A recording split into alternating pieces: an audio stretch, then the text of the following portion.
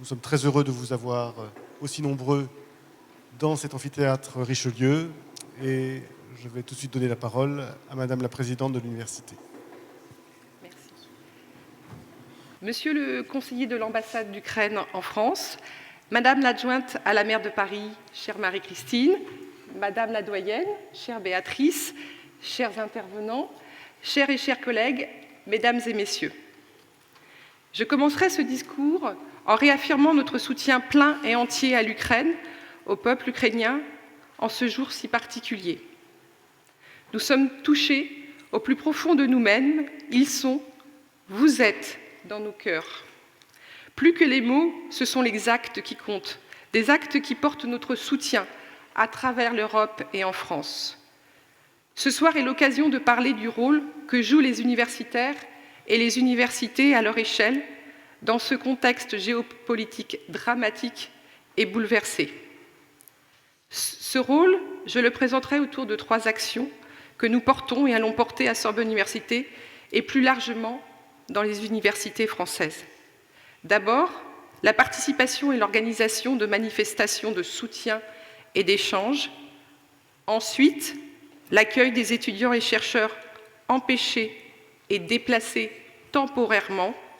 Enfin, la coopération scientifique, la science pour la diplomatie et la diplomatie scientifique.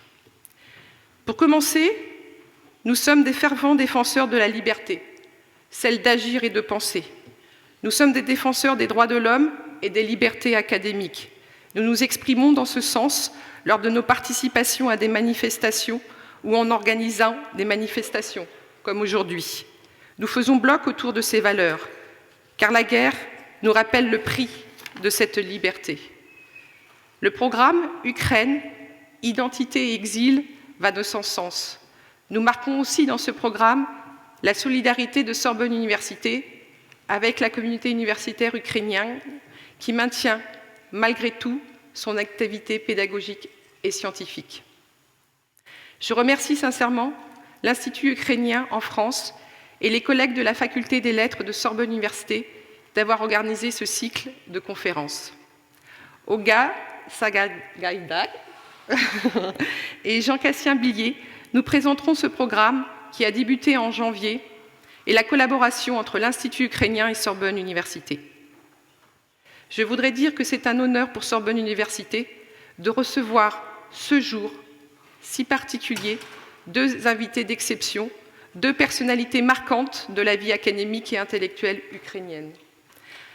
Vantang Kebuladze, philosophe à l'Université de Kiev, et Oleksandra Matvichuk, avocate, prix Nobel de la paix 2022.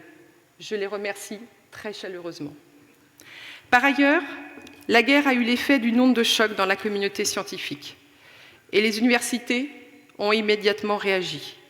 À notre niveau, nous nous sommes engagés dans l'accueil de chercheurs temporairement déplacés suite à la guerre en Ukraine avec le soutien du programme PAUSE et sur nos fonds propres.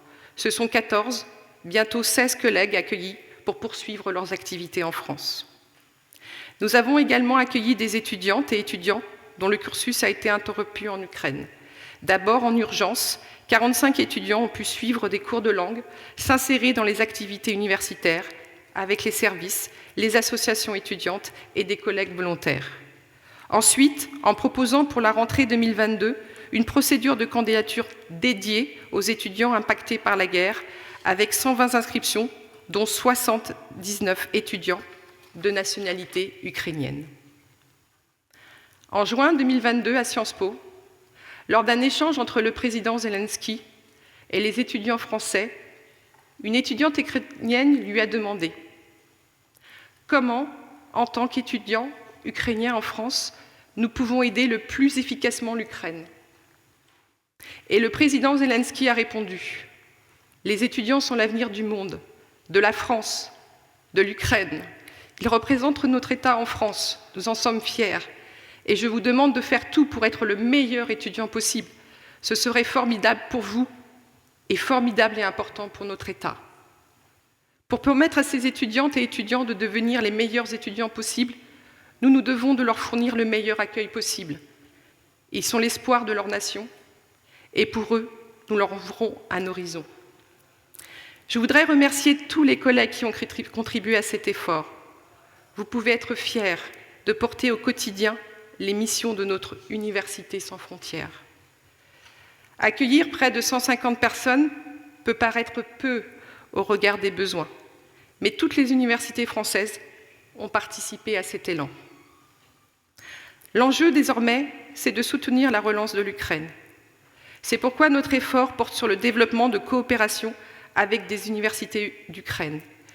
L'Ukraine fait partie de l'espace européen de la recherche et de l'enseignement supérieur. Nos efforts doivent porter sur son intégration dans cet espace commun par le biais de nos universités européennes. Aussi, nous nous engageons conjointement avec des universités de notre alliance européenne For Year Plus, l'université Charles à Prague, l'université de Milan, l'université de Varsovie, dans une coopération avec des universités clés d'Ukraine, de Moldavie, de Géorgie, à travers le Eastern Partnership University Cluster. Enfin, par-delà les crises, l'université a toujours fait vivre sa mission humaniste. Si certains pays se ferment, c'est dans le même temps, et plus que jamais, l'occasion de porter une action positive en Europe et à l'international pour renforcer la diffusion des connaissances, la démarche scientifique, le dialogue culturel, les collaborations universitaires. Et cela à travers des partenariats basés sur la confiance et des valeurs partagées, comme le pluralisme, le partage de savoir et d'informations fiables, la démocratie participative et la promotion de la liberté académique. Ce qui nous guide et doit continuer à nous guider, c'est ce rôle de diffusion sans frontières dans la cité. Dans notre faculté des lettres, nous pouvons notamment compter sur des activités très diversifiées en culture et civilisation européenne, avec une ouverture très forte vers l'Europe centrale et orientale, dont les cultures peuvent inspirer l'Europe tout entière. En tant que lieu de partage, l'université incarne l'espoir. C'est là que se construit constamment la paix, la jeunesse et un avenir prospère. L'université et les sciences aident à surmonter les crises. Par la diplomatie scientifique et par l'action culturelle, les universités agissent pour l'appui à la décision publique, pour le partage d'informations fiables, pour la participation citoyenne, pour la confiance en la démarche scientifique. C'est essentiel pour répondre aux défis auxquels le monde est confronté. La conférence de ce soir s'inscrit dans cette ouverture vers la cité, dans les coopérations entre les universitaires et intellectuels de l'Ukraine et de la France. Elle rappelle que la science et la diffusion de la culture sont des remparts pour protéger nos démocraties. Je vous remercie.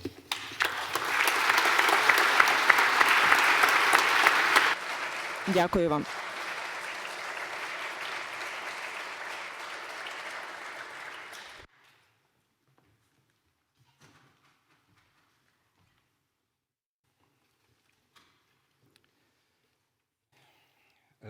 Mesdames, Messieurs, chers amis, c'est un grand honneur pour moi de participer aujourd'hui à la conférence sur la liberté politique.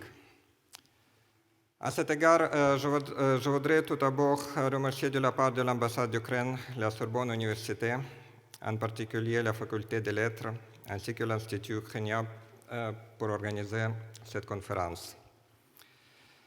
Aujourd'hui, nous commémorons le triste anniversaire de l'agression militaire à pleine échelle de la Russie contre l'Ukraine, qui a causé d'énormes souffrances au peuple ukrainien et la mort de dizaines de milliers de personnes innocentes. Je vais donner quelques données, pas beaucoup. Selon les données du bureau du procureur général d'Ukraine, au 23 février, ça veut dire hier, au cours de l'année de la guerre en Ukraine, 9655 civils sont morts, dont 461 femmes. 921 femmes ont été blessées de divers degrés de gravité. Selon les données officielles, plus de 16 000 enfants ukrainiens ont été déportés. En réalité, des dizaines de milliers d'enfants ukrainiens ont été déportés en Russie.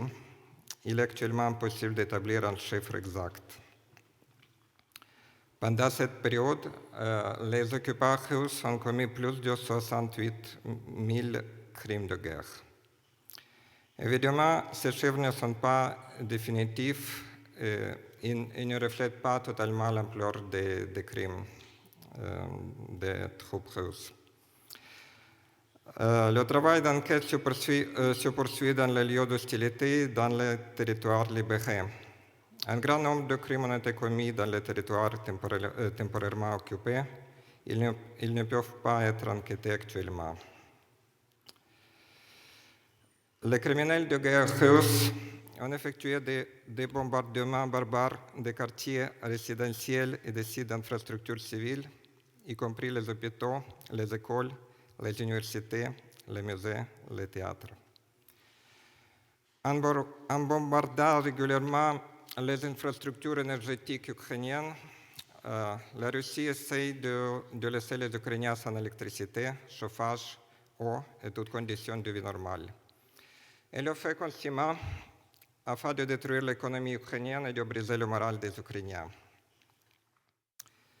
Il est évident aujourd'hui que le Kremlin a échoué dans ses objectifs comme dans les objectifs purement militaires. L'armée et la population civile ukrainienne ont fait preuve de courage et de résilience au cours de cette année de guerre. L'Ukraine a résisté à l'invasion russe et a déjà gagné plusieurs batailles importantes. L'Ukraine gagnera cette guerre sans aucun doute contre l'agresseur.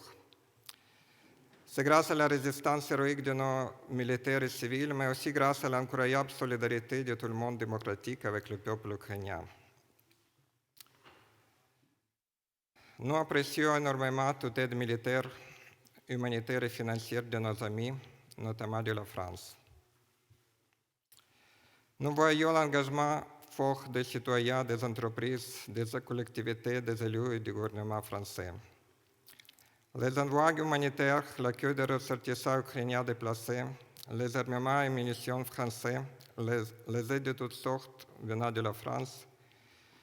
Je vous assure que les Ukrainiens sont très reconnaissants pour cela. Le peuple ukrainien se bat pour son avenir et en même temps pour les valeurs démocratiques, comme la liberté politique et les autres valeurs universelles. Notre victoire sera la victoire commune de tout le monde démocratique. Gloire à l'Ukraine, vive la France.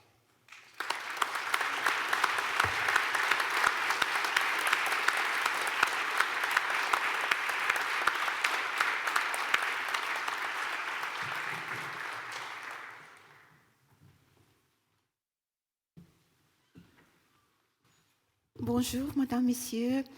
Je ne vais vous faire le torture écoutant ma français, donc je vais parler en ukrainien.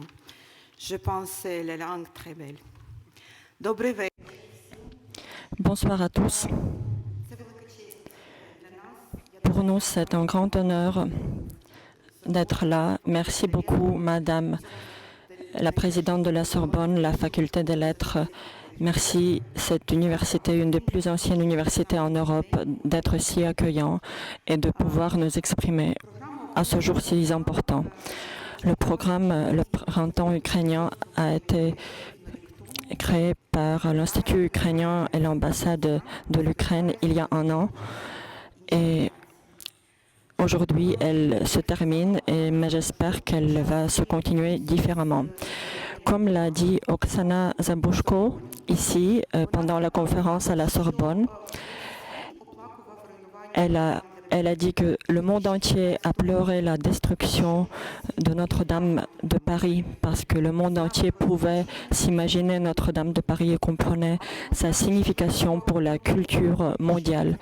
Mais quand le 24 février 2022, les missiles menaçait la destruction de la Sainte-Sophie, la cathédrale de la Sainte-Sophie à Kiev, peu de gens pouvaient pleurer sa destruction et peu de gens pouvaient l'imaginer. Aujourd'hui, la situation a changé. Mais Oksana Zabushko avait dit qu'on ne peut pas pleurer quelque chose qu'on ne connaît pas et dont l'histoire on ne connaît pas.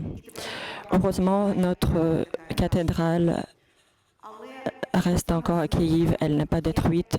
Et heureusement, aujourd'hui, les gens savent comment est cette cathédrale.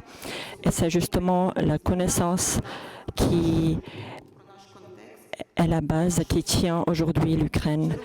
Les savoirs sur l'Ukraine, sur son histoire. Et c'est l'université qui est la source des connaissances. Et je remercie l'université et la faculté des lettres de comprendre leur rôle dans ce combat et qu'ils comprennent le fait que c'est grâce à la propagation des informations sur l'Ukraine, on peut combattre l'injustice et on peut résister. Je rêve qu'un jour, dans des différents cursus de l'université de la Sorbonne, les narratifs ukrainiens soient prononcés pour que vos étudiants, vos professeurs, vos scientifiques puissent ajouter l'histoire et la culture ukrainienne dans le contexte européen. Vous avez déjà donné à nous cette chance et j'espère que ça continuera. J'espère qu'à la bibliothèque de la Sorbonne, il y aura une nouvelle partie consacrée à l'Ukraine, sa culture et son histoire. Chers collègues, aujourd'hui, je vous représente les speakers et les lecteurs ukrainiens qui peuvent dire beaucoup sur la situation actuelle en Ukraine. Mais j'espère que pour des années à venir, vous allez avoir d'autres invités dignes de l'Ukraine et que vos scientifiques pourront aussi parler de l'Ukraine à un bon niveau. Gloire à l'Ukraine.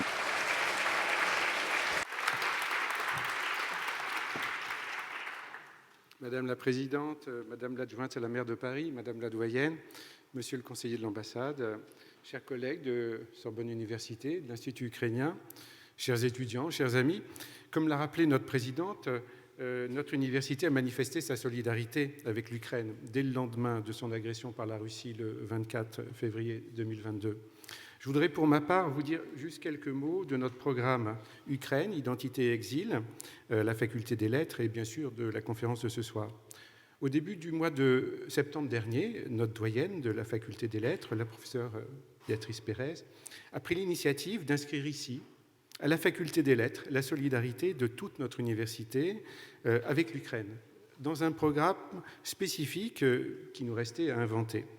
Très rapidement, nous nous sommes réunis à son initiative avec quelques collègues, les professeurs Pierre Gonneau, Lubar Jurgenson de l'UFR d'études slaves, le professeur Jean-Christophe Abramovici de l'UFR de littérature française et comparée, ma collègue Tatiana Baranova de l'UFR d'histoire et moi-même membre de l'UFR de philosophie, pour réfléchir à la forme que nous allions donner à ce projet. Forme qui allait naturellement découler des raisons essentielles qui le rendaient indispensable à nos yeux.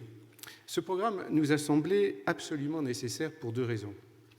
Tout d'abord parce que notre faculté entend soutenir par ce geste l'intégrité et la diversité du patrimoine intellectuel et culturel ukrainien et marquer sa solidarité avec nos collègues des universités ukrainiennes qui maintiennent leur activité pédagogique et scientifique dans des conditions très difficiles. Ensuite, et principalement, parce que la faculté des lettres estime avoir une responsabilité particulière du fait même de sa spécificité.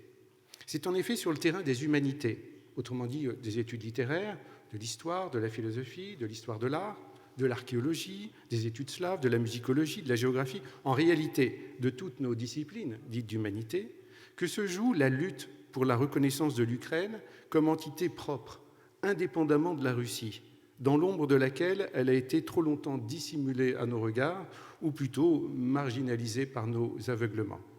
Il faut donc, par exemple, que les historiens ukrainiens et français puissent se rencontrer pour déconstruire ensemble la déformation et la captation d'héritage opérée par l'historiographie russe. Il faut que des romanciers, des poètes, des historiens de l'art, des philosophes, des musicologues ukrainiens viennent témoigner en Sorbonne des multiples facettes d'une identité proprement ukrainienne.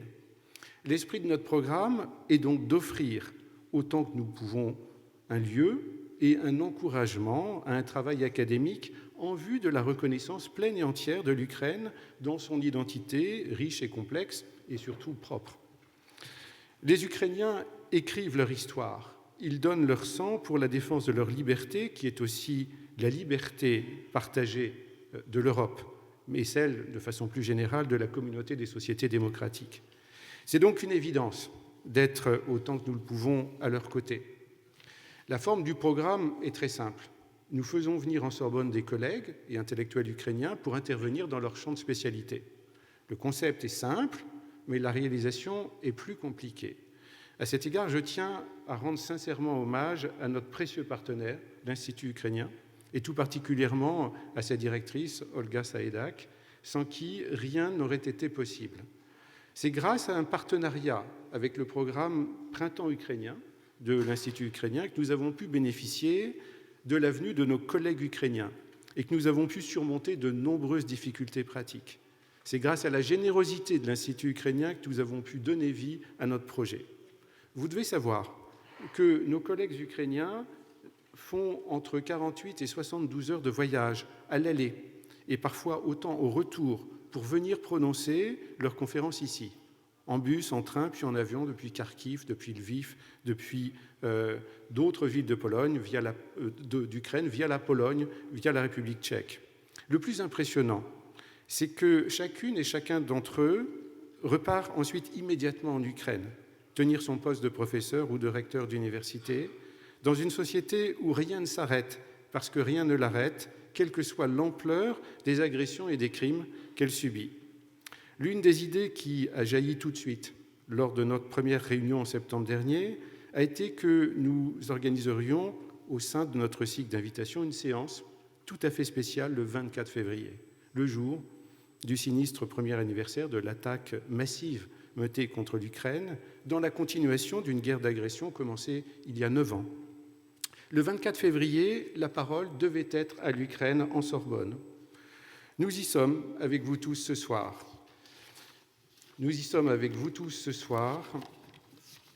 Nous avons donc l'honneur et le très grand plaisir d'accueillir Vartang Kebuledze et Alexandra Matvichuk, que nous remercions très vivement l'un et l'autre d'avoir accepté notre invitation. Vartang Kebuledze est philosophe, écrivain, traducteur. Il est notamment le traducteur des œuvres de Husserl en ukrainien. Il est professeur dans le département de philosophie de l'Université nationale Shevchenko de Kiev. Alexandra Matvichuk est avocate. Elle milite depuis 2007 au sein de l'ONG Centre pour les libertés civiles, qu'elle dirige aujourd'hui, et qui a reçu le prix Nobel de la paix en 2022, conjointement avec le militant politique biélorusse Ales Bialatsky et l'organisation russe Mémorial. La séance de ce soir sera présidée et animée par notre collègue, le professeur Jean-Christophe Abromovici, le directeur de notre UFR de littérature. Chers amis, la parole est à l'Ukraine.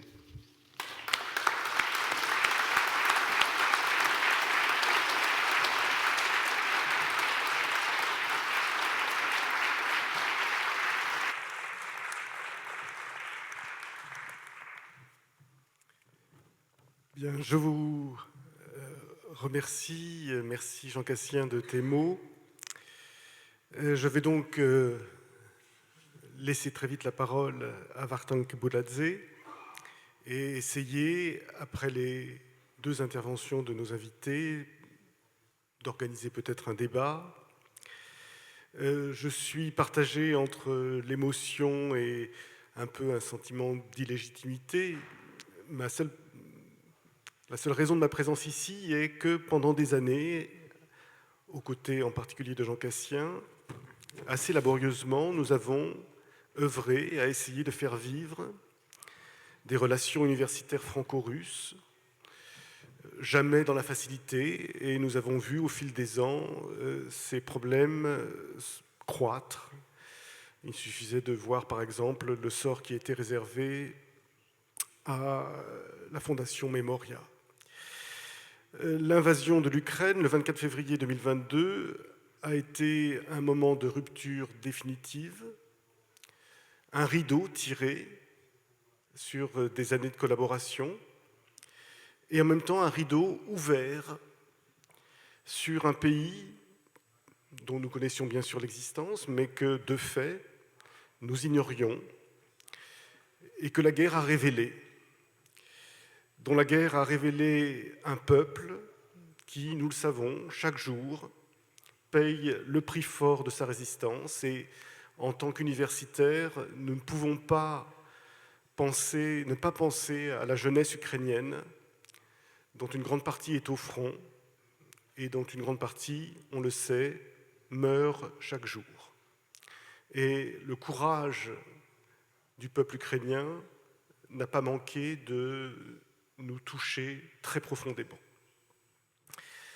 Les conférences Ukraine et exil, que la Sorbonne a été heureuse d'accueillir, nous ont permis de commencer à sortir de notre ignorance, à nous ouvrir à la culture et à la pensée ukrainienne.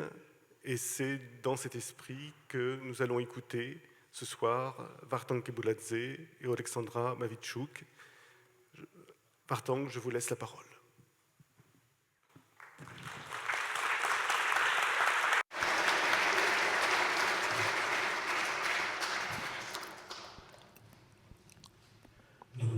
Bonsoir.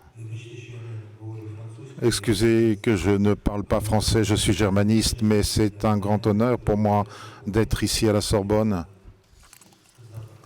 Comme a dit mon collègue, je suis philosophe, écrivain et traducteur, et la majeure partie de ma vie se passe évidemment entre les livres dans les murs des universités, dans un des plus fameuses universités du monde. C'est un grand honneur.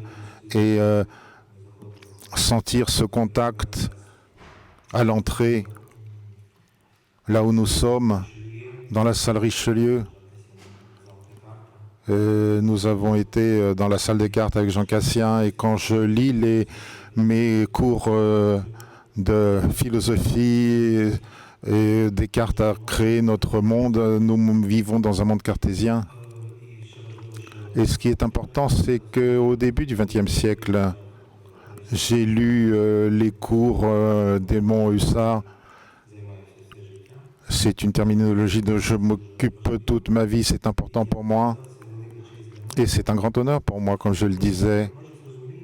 Mais je comprends en même temps qu'en partie, je n'ai pas mérité cet honneur, mais je mérite cet honneur parce que je me présente pas moi-même, je représente mon peuple, et Alexandra également, je pense qu'elle sera d'accord avec moi.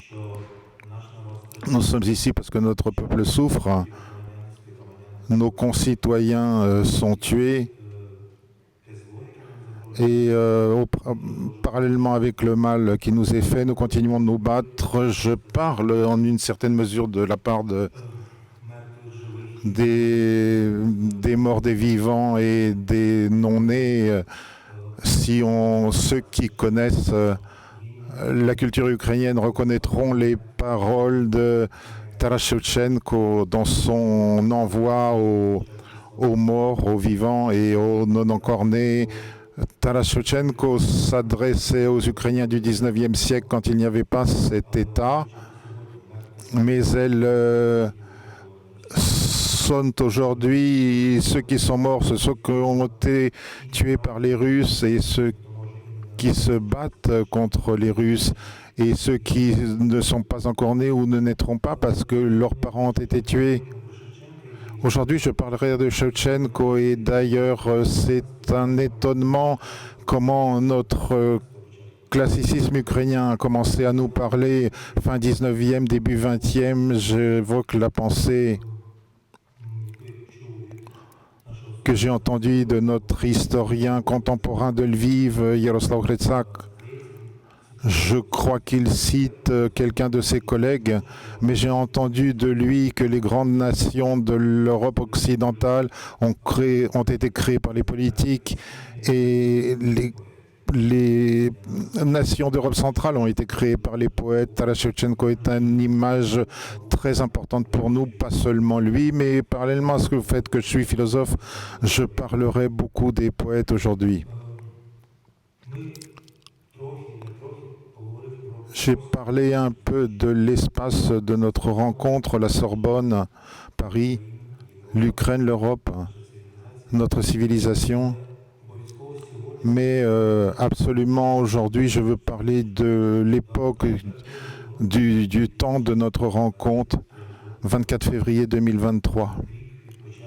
Un an après le début de l'invasion à grande échelle de la Russie en Ukraine. J'ai parlé de l'invasion à grande échelle et j'ai pensé en même temps, est-ce que c'est la bonne appellation pour ce qui se passe? Pour moi, pour un philosophe, écrivain, publiciste, historien, dans une certaine mesure, il me manque encore de la bonne appellation pour ce qui se passe. C'est normal, parce que pour les intellectuels, nous avons besoin beaucoup de distance temporelle, émotionnelle et intellectuelle à partir des événements pour les nommer. J'entends parfois dans les médias de la part de mes collègues que le 24 février de 22, c'était le début de la guerre de la Russie contre l'Ukraine. C'est comme ça? Non, c'est pas vrai. Parce que la guerre a commencé en 2014 lorsque la Russie a d'abord occupé et annexé la Crimée, puis a pris des parties de l'Est et du Sud de l'Ukraine. Mais est-ce que ça n'a pas commencé avant? Par exemple, il y a quelques semaines, j'ai discuté avec mon collègue musicien allemand. Et pourquoi il connaît bien l'histoire de l'Europe centrale. Et dans le début du XXe siècle, au début des années 10-20, après la Première Guerre mondiale, vous avez eu une guerre civile. J'ai dit, attends, ce n'était pas une guerre civile, c'était notre guerre contre la Russie. Et nous avons fait la guerre contre deux armées russes, rouges et blanches. Vous voyez comment les Russes transcrivent l'histoire dans leur historiographie. C'est une guerre civile, mais ils tuaient des Ukrainiens et des Ukrainiennes comme maintenant. Mais est-ce que cette guerre a commencé au début du XXe siècle? On peut reculer dans l'histoire et on va comprendre avec étonnement que le modus vivendi de l'Empire russe a toujours été le crime, l'assassinat, c'est l'agression, la haine de ses voisins et non pas seulement voisins. On peut avec étonnement voir à quel point les Russes détestent les Français. C'est étonnant. Pourquoi? Comment les Russes détestent les Américains, les Allemands, les Britanniques, les Géorgiens, c'est-à-dire à peu près tout le monde. Et cette énergie de la haine, ou cette anti-énergie de la haine, elle a toujours été au cœur de cet empire, de l'empire du mal. Et ce qui se passe maintenant, ce n'est pas un étonnement, ce n'est pas une surprise. Beaucoup de mes amis et collègues, même très proches, ont dit que pour eux, le 24 février 22 a été comme une catastrophe mondiale. Leur monde a disparu. Moi, j'ai vécu tout sauf l'étonnement. Parce que pour moi, c'était absolument un développement logique des événements. Je comprenais que tôt ou tard, cette agression atteindrait son apogée. Est-ce qu'elle a atteint son apogée? On ne le sait pas. Cette agression est contre quoi? Ils veulent de la territoire, ils manquent de territoire. La Russie est beaucoup plus grande que l'Ukraine et toute l'Europe. Et notre combat n'est pas pour le territoire, c'est notre combat contre nos valeurs communes. Et une des valeurs principales que j'espère que nous partageons tous et que ne partagent pas les Russes, c'est la liberté. J'apporte le thème de notre conversation aujourd'hui, la liberté politique. Nous nous sommes mis d'accord parce que je discuterai d'une autre liberté politique, mais c'est peut-être Alexandra qui en parlera mieux que moi. Et si on pouvait avoir un épigraphe virtuel, je prendrais comme épigraphe l'expression d'un autre philosophe français que vous connaissez tous, philosophe du XXe siècle, Jean-Paul Sartre. Nous sommes condamnés à être libres.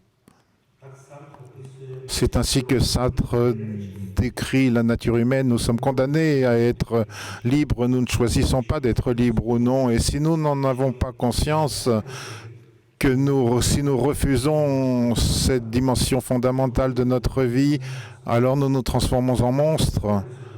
Nous revenons à l'état animal, mais à quelque chose d'horrible. Je comprends dans une certaine mesure que Sartre polémise la ligne qui vient de Spinoza à travers Hegel et dans la philosophie contemporaine et qu'on peut prendre dans une forme.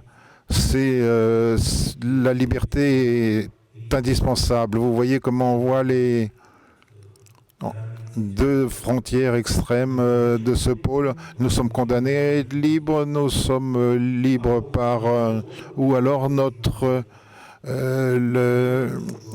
liberté est un phénomène dont nous avons pris connaissance. Si nous prenons la thèse de Sartre que nous sommes condamnés à être libres, nous avons à reconnaître, comme j'ai dit, que notre liberté, ou le mot ukrainien vol, j'aime travailler dans le domaine des concepts, et la liberté veut dire il y a deux volontés de liberté. Le même mot dit volonté et liberté, et donc cette volonté ou cette liberté, la volonté dans le sens de la liberté, c'est un droit fondamental de l'homme et c'est une caractéristique fondamentale de l'être humain. C'est quelque chose qu'on ne peut pas refuser. Si on le refuse, si on s'en dédie, alors on n'est plus un homme, on n'est plus un être humain. On se dédie de sa face humaine. Et cette idée de Sartre correspond avec Merschler, philosophe allemand. Sartre écrit cela en fait après lui. Merschler parle de la position de l'homme dans le cosmos en 1928. C'est intéressant qu'il en parle à cette époque. Pas en Allemagne, pas en Europe, mais la position de l'homme dans le cosmos. Et ce qui nous distingue des animaux, ce n'est pas tellement la raison ou l'intellect, parce que les animaux qui nous sont les plus proches sont assez intelligents et ils en parlent d'un mot court, Geist, esprit, en français, l'esprit. Et la caractéristique essentielle de l'esprit, c'est la liberté. Nous sommes des êtres spirituels et c'est pour ça que nous sommes absolument libres. C'est ce que j'appellerais ontologiquement l'aspect ontologique de la liberté, l'aspect existentiel, et pour moi, il s'allie à la dimension politique de la liberté. C'est là que je m'adresse à Alexandra, et on le remarque, c'est Hannah Arendt, un autre intellectuel du XXe, surtout la condition humaine, où elle explique que la politique, comprise dans l'esprit large, non pas comme profession, mais comme res publica, comme affaire commune des gens responsables, et c'est tout simplement l'humanité. Dans ce sens, qui se passe, c'est aussi de la politique actuellement. Nous nous occupons de politique maintenant dans le sens large du mot, comme une affaire commune de gens libres et responsables. Il y a c'est les racines profondes de ce que nous appelons la res publica. Et si toutes ces réflexions théoriques qui essaient d'expliquer la situation actuelle, alors nous comprenons pourquoi la Russie a attaqué pour la xème fois l'Ukraine, parce que la Russie vit autrement. Parce que pour la Russie, la valeur de la liberté n'est pas possible. En 2013-2014, ce n'est pas par hasard que nous l'avons appelée la révolution de la dignité, mais un des slogans de cette révolution sur le Maïdan, c'était la liberté est notre religion. Ce sont des choses qui sont complètement incompréhensibles pour les Russes. Ce sont des mots incompréhensibles pour des gens qui sont nés et ont grandi dans un système autoritaire et totalitaire. Je vous parle de cela en connaisseur. Je suis né en URSS, j'ai vécu 20 ans en URSS, je l'ai détesté et je suis heureux qu'il ait disparu. Je peux dire maintenant que je suis un homme libre, mais j'ai cette expérience de vie en système totalitaire. L'URSS était une réincarnation de la Russie, c'était une forme de la Russie après l'Empire tsariste. L'URSS et maintenant le système poutinien, c'est le même empire, le même système d'État. Je n'étais pas étonné que le 24 février, la Russie nous ait attaqués d'une façon aussi osée, mais ce que j'ai compris avec horreur, en regardant ces reportages, écoutant ces conversations avec les prisonniers russes, en analysant la réaction de la société russe pour ce qui se passe, ou du moins ce que nous entendons dans les médias, je comprends ce qui est de vivre dans un pays, dans un État, quand le pouvoir te regarde comme une ressource. Pour en parler, selon le langage militaire de chair à canon, quand j'avais 7 ans, je suis allé à l'école en 79, quand l'armée est entrée soviétique est entrée en Afghanistan. J'ai fini l'école en 89, c'est la sortie de l'armée soviétique d'Afghanistan. Toute ma vie, toute mon enfance, j'ai vécu dans la peur que je serais pris dans l'armée soviétique et je serais jeté comme viande à canon, comme chair à canon pour se battre, et que je pourrais tuer et que je ferais tout pour ne pas y aller, parce que c'est une armée de l'Empire du Mal, c'est l'armée d'un pays qui voit je ne dirais même pas un citoyen, il n'y avait pas de citoyens en URSS, il y avait une population qui s'était utilisée comme une ressource par le pouvoir criminel.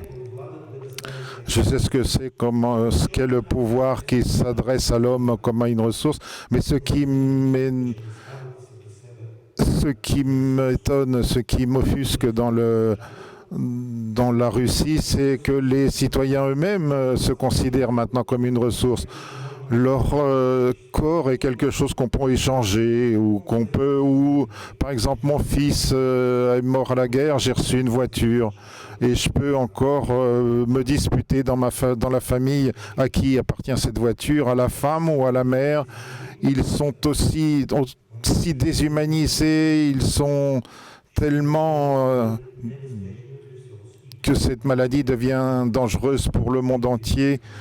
À Kiev, il y a un texte qui a été écrit, que j'ai écrit en allemand à Kiev pendant l'invasion. J'ai appelé ce texte « La Russie déshumanise le monde ». Pourquoi elle déshumanise le monde? Parce qu'en revenant à notre thème actuel, parce que la liberté, la volonté, ce sont des mots vides pour la Russie, ça ne veut rien dire pour eux. La valeur n'a pas... La dignité, les droits de l'homme n'ont pas de valeur.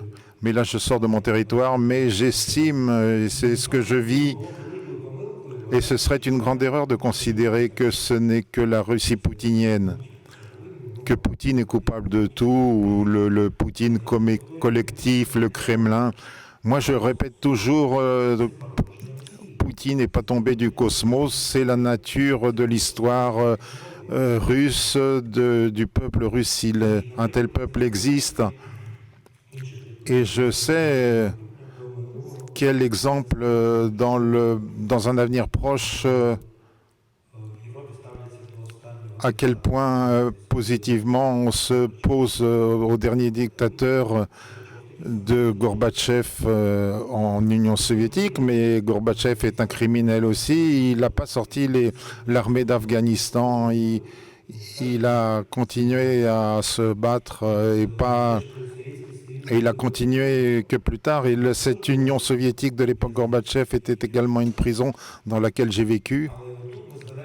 Mais nous rappellerons ici, Sartre a dit que nous sommes condamnés à être libres. Spinoza et Hegel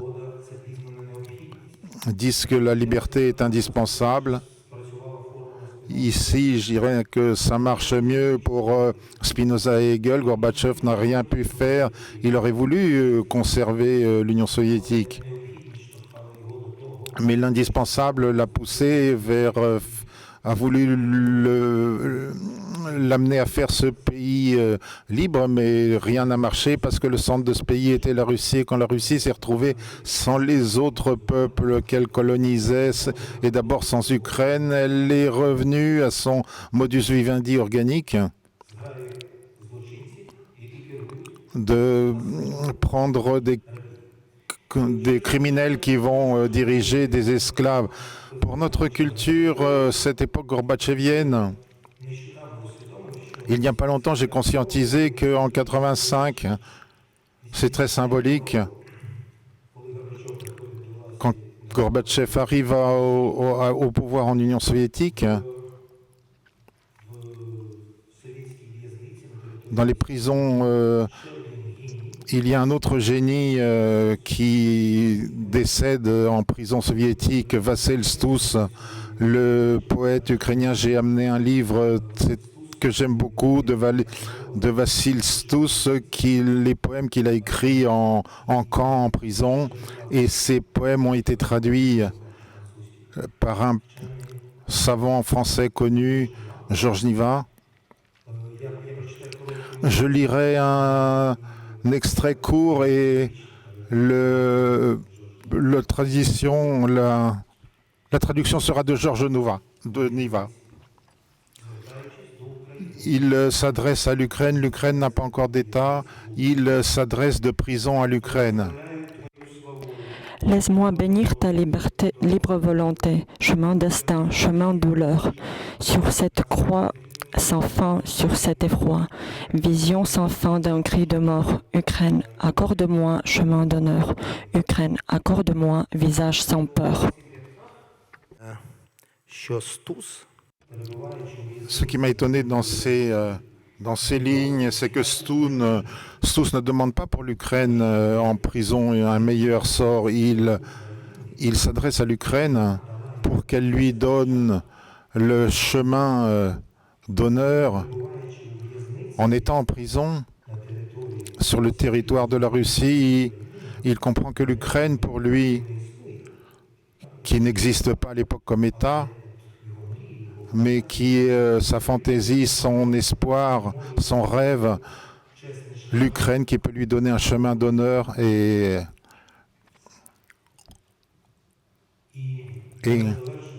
je vais conclure. Je parle de l'histoire et de l'époque contemporaine. Que devons-nous faire ? Que devons-nous faire dans une telle situation ? Je ne suis pas futurologue et j'estime que la futurologie est une pseudo-science. Je n'aime pas faire des pronostics et je n'ai pas le droit, je suis philosophe, et j'estime que je dois décrire la situation et non pas prognostiquer des événements. Mais si je décris ces événements, ces situations de façon correcte, on peut comprendre ce qui se passe actuellement et on peut comprendre ce qui va se passer avec nous dans le futur. Quelques cas de mon passé récent avec mes collègues, écrivains, journalistes, poètes. Nous allons souvent à l'est de l'Ukraine, sur les territoires déoccupés avec des missions humanitaires. Nous transportons des voitures pour nos militaires et nous discutons avec les locaux. Nous filmons, nous écrivons les reportages, des poèmes. Il y a qui écrivent de la fiction, de la non-fiction. et nous essayons de commenter. Et j'ai été à Izium pour la première fois. Vous savez ce qui est Izium, c'est une énorme place de tuerie près de Kharkiv, occupée par les Russes. Il y a un énorme cimetière où ont été enterrés les gens torturés et tués par les Russes, les militaires et les civils. Je n'ai pas vu les corps quand je suis arrivé, mais j'ai senti l'odeur. Cette odeur restera avec moi pour toujours.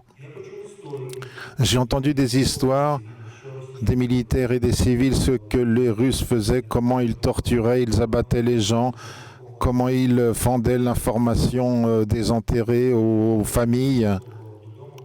Je suis arrivé à la maison ensuite à Kiev et je ne pouvais rien faire le lendemain. J'étais complètement épuisé et m'a téléphoné une journaliste tchèque qui m'a demandé une interview.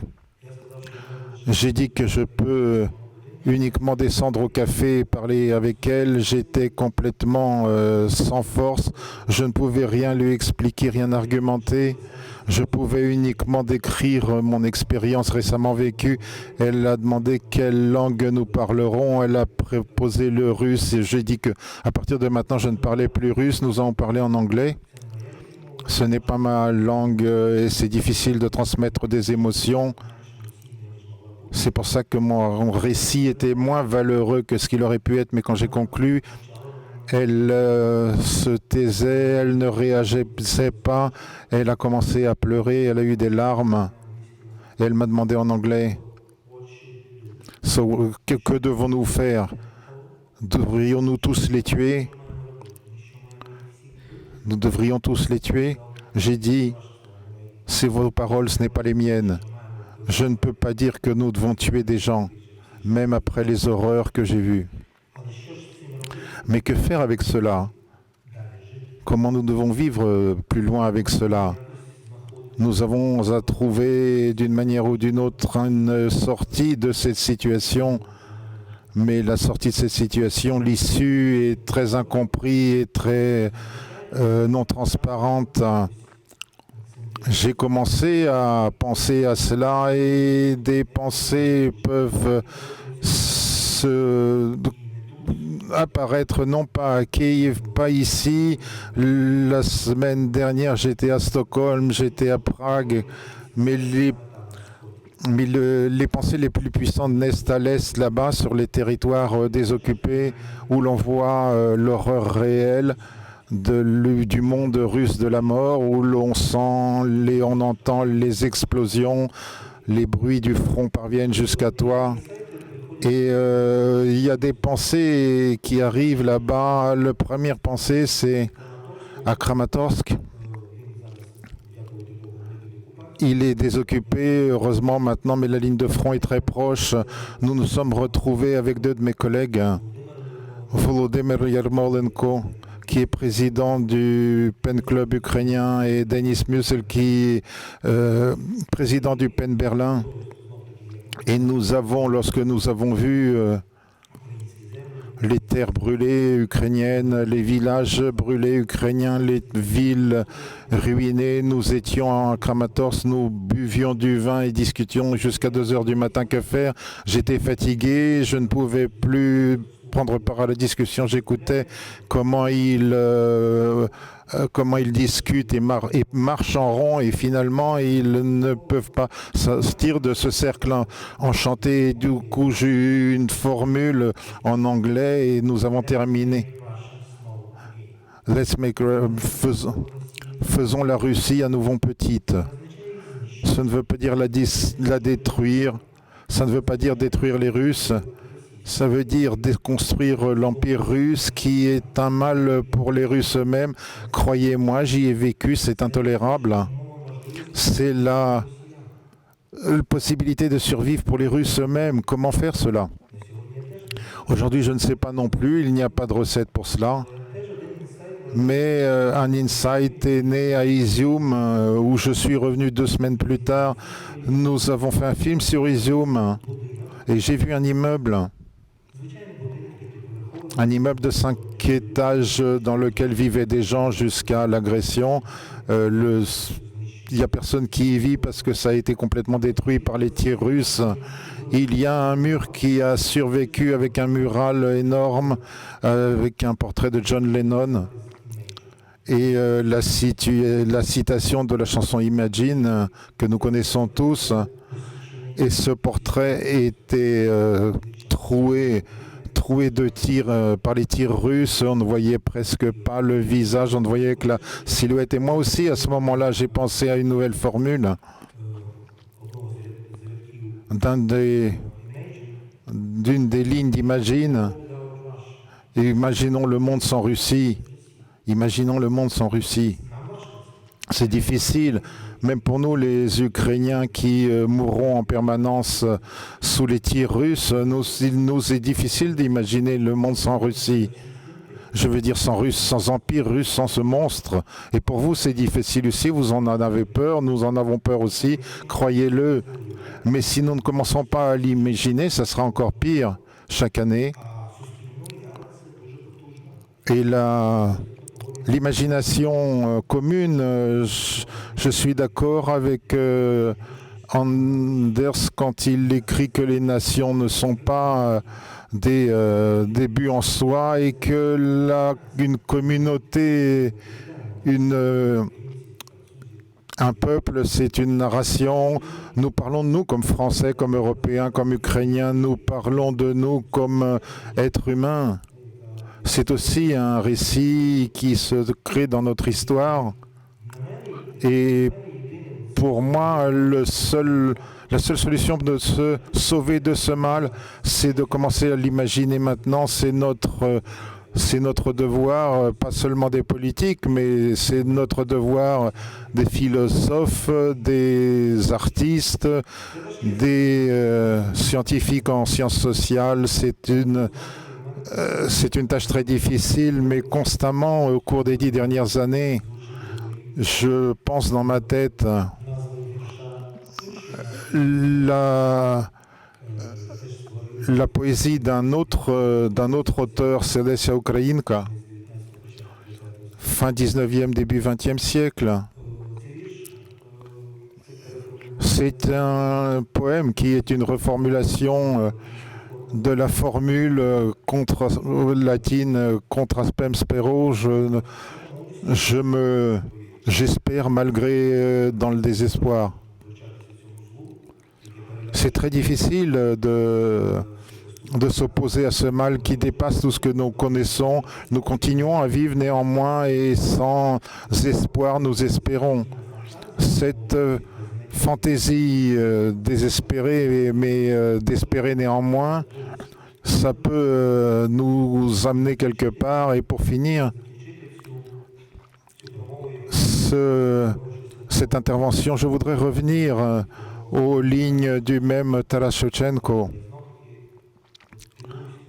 Je m'étonne au point comment ce poète est actuel pour moi aujourd'hui, qui a vécu et est mort au 19e siècle dans l'Empire russe. C'est un extrait de son poème Caucase, d'ailleurs.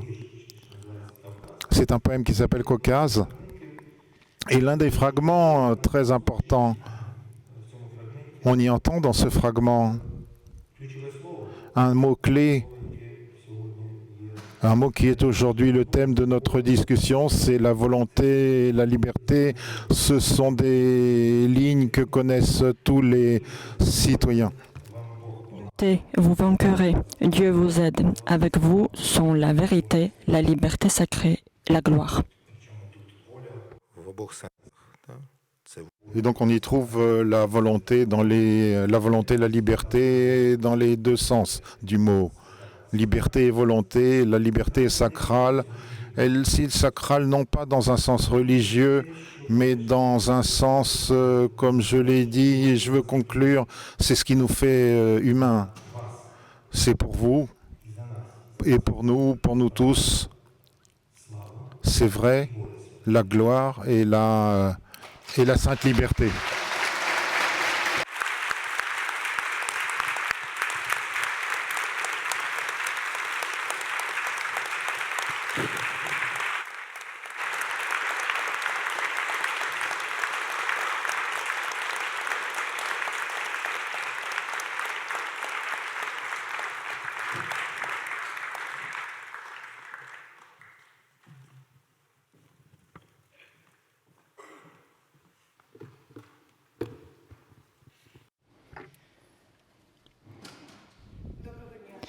Bonjour, chers amis. C'est un grand honneur pour moi de parler devant vous aujourd'hui. Je vais parler ukrainien, donc je demande ceux qui ne comprennent pas l'ukrainien de mettre les écouteurs parce que malheureusement je ne parle pas français. Notre sujet aujourd'hui, c'est la liberté politique et on peut parler avec plusieurs prismes sur la liberté politique et sur la liberté en général. On peut parler à travers le prisme du mot politique, à travers les conceptions philosophiques, à travers les textes juridiques. Aujourd'hui, je voudrais parler de la liberté à travers cette optique de la personne qui, avec des millions de ses compatriotes, lutte pour la liberté dans une guerre à grande échelle que l'Europe n'a pas connue depuis la Seconde Guerre mondiale. Je sais de quoi je parle parce que moi, je documentalise les crimes de guerre et nous enregistrons comment les troupes russes détruisent délibérément les bâtiments civils, les écoles, les musées, les églises, les bibliothèques, les hôpitaux, comment les troupes russes attaquent des couloirs d'évacuation, comment ils font la déportation délibérée, comment ils torturent les gens, comment ils kidnappent les gens, comment ils violent et tuent les gens dans les territoires occupés. Malheureusement, ce sont des crimes systémiques parce que la Russie utilise ces crimes comme la manière de faire la guerre. C'est leur politique délibérée. De cette manière, à travers la souffrance des civils, la Russie veut casser notre résistance.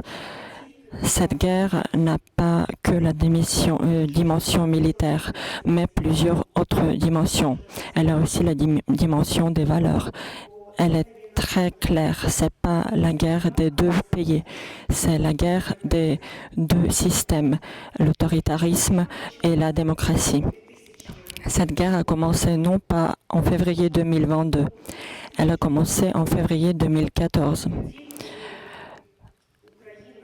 C'est à ce moment que l'Ukraine a eu sa chance d'être libre et a eu sa chance de la transformation démocratique. Quand le régime autoritaire est tombé comme la suite de la révolution de la dignité, et pour nous arrêter sur ce chemin, Poutine a commencé la guerre. Il a annexé la Crimée et une partie de Donetsk, des régions de Donetsk et de Luhansk, parce que Poutine n'a pas peur de l'OTAN en vrai. Il a peur de l'idée de la liberté qui s'est rapprochée des frontières russes. Et c'est pour ça que aujourd'hui, Poutine essaie de convaincre les Ukrainiens qu'ils ont fait un mauvais choix il y a 9 ans. Il veut convaincre le monde entier que la liberté, la primauté de la loi, la démocratie, ce sont des valeurs des fausses valeurs qui ne protègent personne pendant la guerre. Car tout le système onusien ne peut pas arrêter les crimes russes. Parce que moi, la personne qui s'occupe des droits de l'homme pendant des années, qui utilise la loi pour protéger les gens, je me suis retrouvée dans une situation quand on me demande comment sauver les gens dans les territoires occupés, je suis obligée de répondre, donner les armes modernes à l'Ukraine. Parce qu'aujourd'hui, la loi ne fonctionne pas. Mais je crois que c'est temporaire. Et je voudrais parler de la liberté, de la paix, de la liberté et de la justice, de la liberté et du système international qui protège chaque personne et sur la liberté de chacun. Au niveau international, il y a beaucoup de discussions sur la paix. Et je veux vous rappeler que l'Ukraine est un pays qui, plus que tout au monde, veut la paix. Mais la paix n'arrive pas quand le pays qui est attaqué baisse les armes, parce que dans ce cas, c'est pas la paix, c'est l'occupation. Et les gens qui vivent dans les territoires occupés, dans les territoires crises, ils le comprennent très bien parce qu'ils n'ont aucune possibilité de protéger leur vie, leur liberté, leurs proches.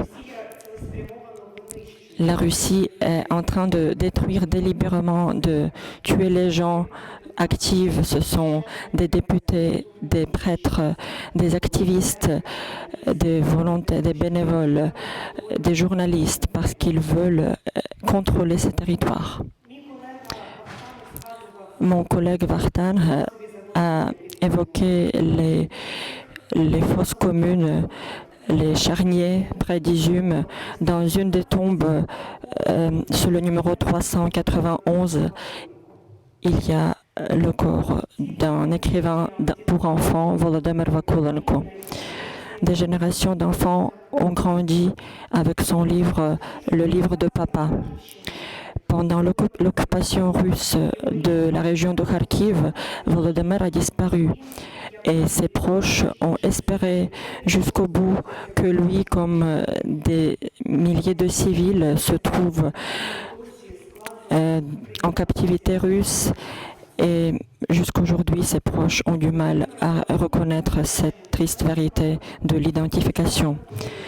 Car Volodymyr Vakulenko, écrivain pour enfants, a été tué dans la région de Kharkiv par les Russes pour sa position pro-ukrainienne. Le musicien et chef d'orchestre Volodymyr Karpatenko a été tué parce qu'il a refusé de jouer à un concert russe.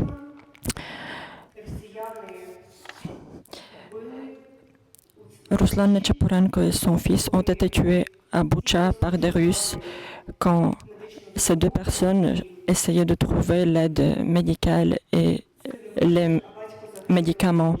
Le fils a survécu, mais le père est mort devant lui. Ces personnes-là n'avaient pas d'armes.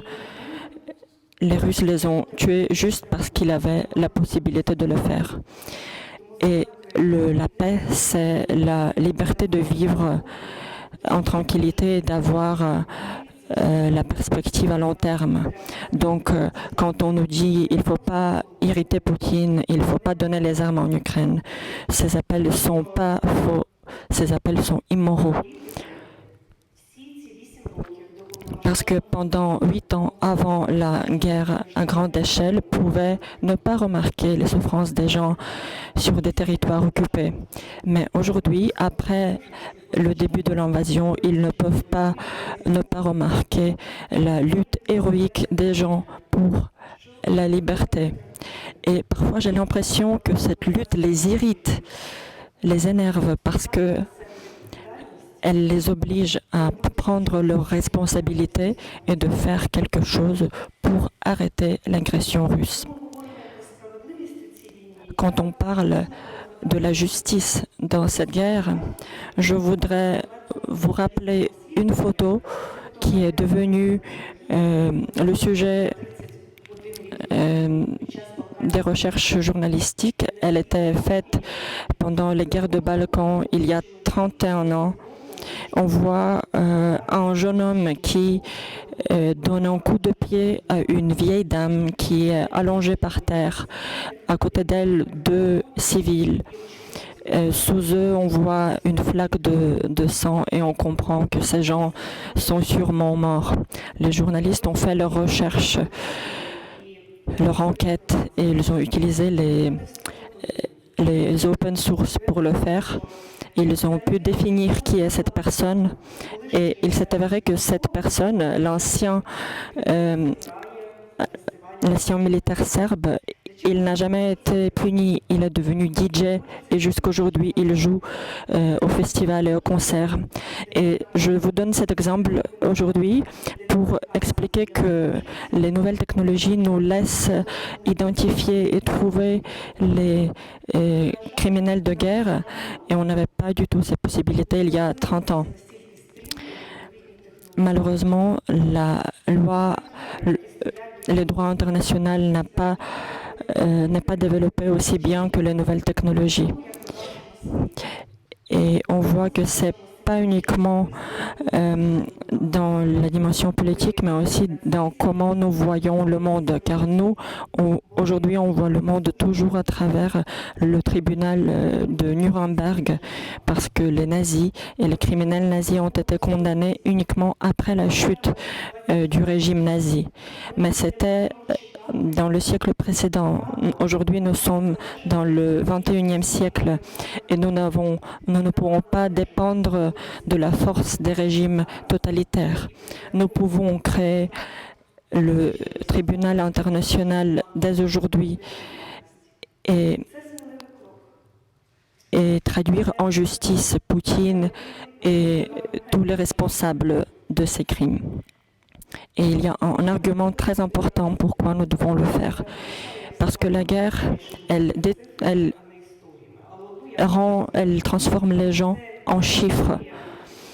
Et je vois moi-même que je commence à penser en chiffres. Et je vous racontais l'histoire de Alexander Chalepov. Lui, il a été tué devant sa propre maison. Cette histoire est devenue très connue à l'international parce que c'était le premier procès après le début de cette invasion à grande échelle. Et pendant ce procès, la femme de ce soldat russe, de la personne tuée à Butcha, a dit que son mari était juste un fermier, mais pour elle, c'était tout univers. Et avec sa mort, elle a tout perdu. Elle a perdu tout ce qu'elle avait. Et dans ces paroles, on voit que quand la guerre détruit tout, juste la justice peut rendre aux gens leur nom et leur dignité. Et aujourd'hui, moi, ainsi que d'autres avocats, travaillons pour donner à chaque personne la chance d'être entendue et de connaître la justice. Et on voit que malgré le fait si la personne est évoquée dans les comptes rendus des organisations internationales, malgré le fait si son histoire intéresse les journalistes ou pas, elle doit être entendue et elle doit connaître la justice parce que chaque personne compte. Et c'est mon argument le plus important.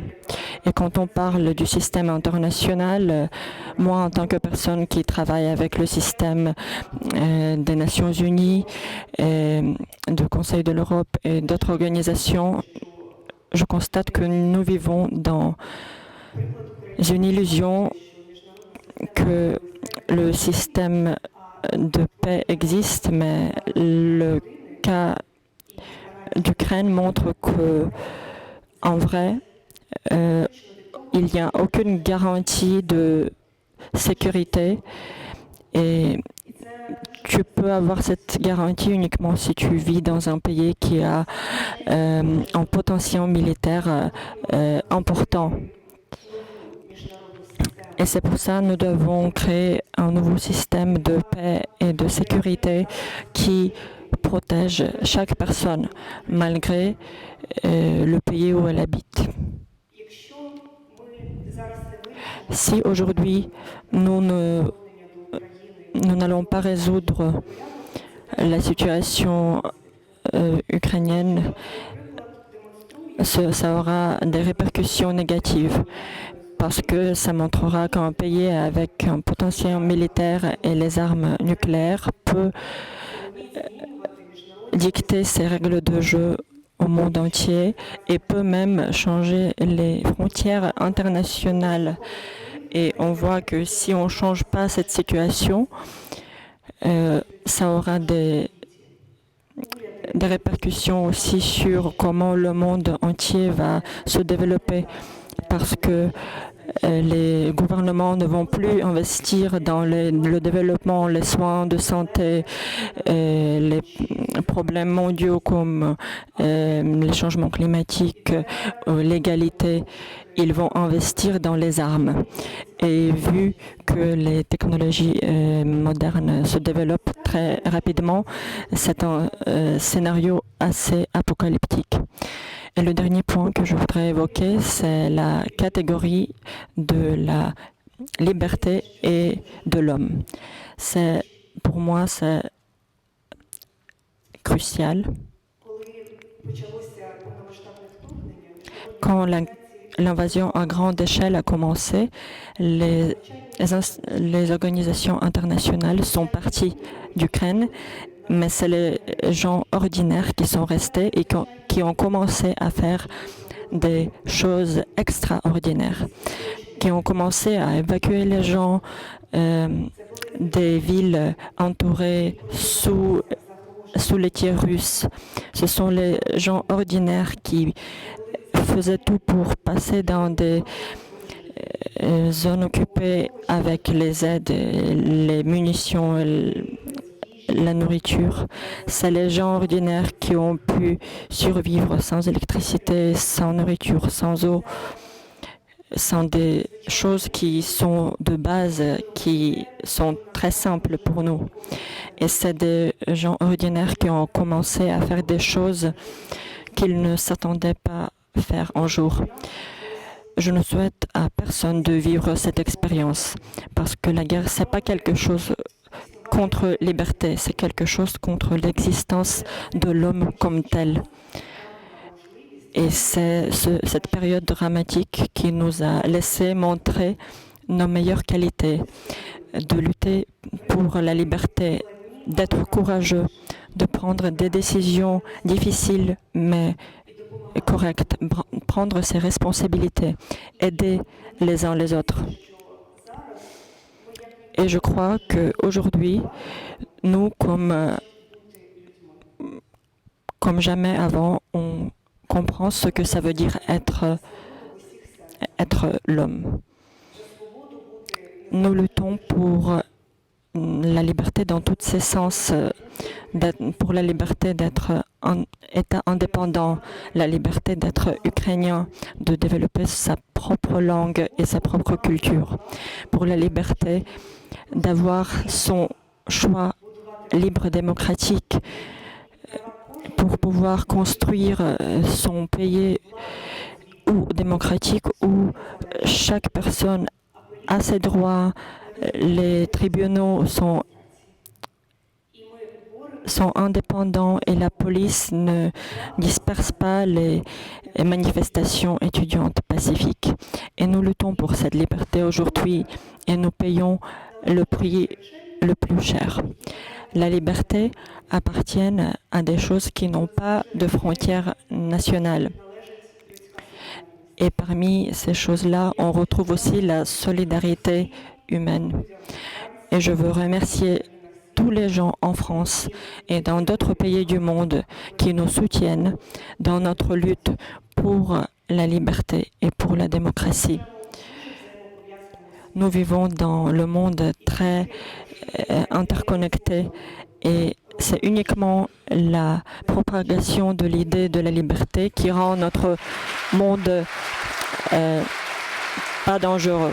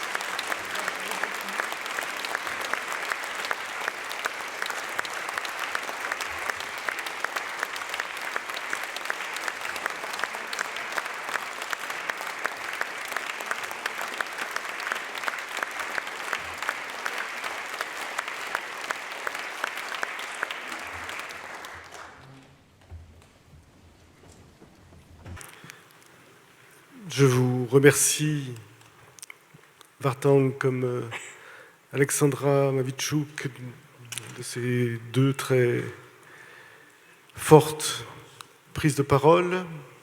Il n'est pas facile pour moi d'essayer de faire des liens entre vos deux communications. Il m'a semblé quand même que l'on trouvait justement dans vos deux prises de parole des éléments pour essayer de penser l'avenir, pour essayer d'échapper à l'essentialisation des peuples.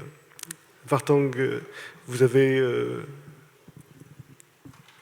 posé justement cette possibilité d'une Russie plus petite, donc des questions de géopolitique. Ce qui m'a justement frappé, et j'avais peut-être envie de vous demander l'un comme l'autre de réagir à cette idée que, voilà, dans vos deux communications, il y avait cette idée tout de même de la grande différence entre la position des peuples, des sociétés civiles, pour lesquelles la liberté est effectivement une valeur sacrée, et puis notre impuissance néanmoins par rapport à notre pouvoir et à ces questions justement de géopolitique qui sont dans les mains de dirigeants, certains complètement autoritaires, nous le voyons actuellement, d'autres dirigeants démocratiques, mais sur lesquels nous avons peut-être un peu plus d'influence, mais relative. Nous voyons même en France, je pense qu'il y aurait une grande différence entre la volonté de la société civile d'effectivement répondre à l'appel du peuple ukrainien qui est actuellement plus d'armement et les décisions qui sont prises par nos dirigeants. J'entendais ce matin encore une chronique qui rappelait que, par exemple, en France, ces questions sont un droit réservé du président de la République, alors même que ce n'est pas inscrit dans la Constitution. Bon, c'est un détail, mais ça montre la difficulté que nous avons aussi, nous, société civile, individus, à peser véritablement sur les décisions des dirigeants. Donc, voilà, grande question peut-être philosophique, mais comment réagiriez-vous avec cette idée que la liberté est effectivement une valeur sacrée pour les individus, pour les sociétés civiles, sans doute pas pour les dirigeants, bien sûr pas les autoritaires, mais tous les dirigeants, quels qu'ils soient, qui effectivement décident peut-être plus de questions de géopolitique qui nous dépassent.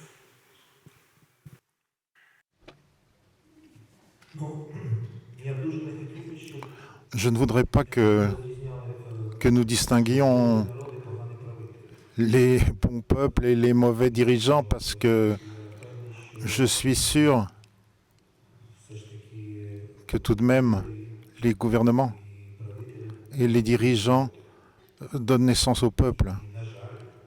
Et malheureusement, dans ce monde, il y a des peuples pour lesquels la liberté n'est pas sacrale, et non seulement n'est pas sacrale, mais n'est même pas une valeur. C'est ainsi qu'est le peuple russe aujourd'hui, et c'est pour ça qu'ils ont donné naissance à l'horreur qu'est Poutine, mais il n'est pas tout seul, il y a toute une série de gens autour de lui. Évidemment, deuxièmement, c'est sûr que dans le monde démocratique, nous sommes souvent mécontents de nos dirigeants, et j'estime que la fonction principale de nous comme intellectuels, c'est une fonction critique. Nous devons critiquer nos dirigeants, la société, nous devons montrer nos problèmes, nos défauts, pour que la société ne tombe pas dans l'amour de soi et continue de progresser. Oui, la démocratie est lente, tout le monde le sait.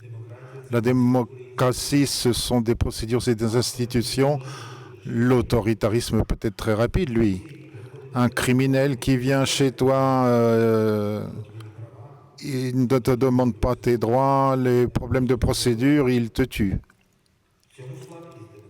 C'est là que la faiblesse de la démocratie, nous le savons tous, mais c'est une faiblesse à courte échelle, mais à longue échéance. J'espère que le tueur ne vaincra pas, que la Russie ne vaincra pas, et je voudrais déconstruire une illusion très dangereuse qui est dans le monde. Et on dit qu'il y a le mauvais Kremlin, le mauvais Poutine qui a attaqué l'Ukraine, et il y a le peuple russe malheureux. Oui, il est malheureux, mais il est justement malheureux parce qu'il est ainsi. Et c'est le peuple russe qui a créé Poutine. Poutine est un aspect de ce peuple. Ce n'est pas Poutine lui-même qui vient dans nos maisons tuer, voler, violer. Ce sont des Russes ordinaires.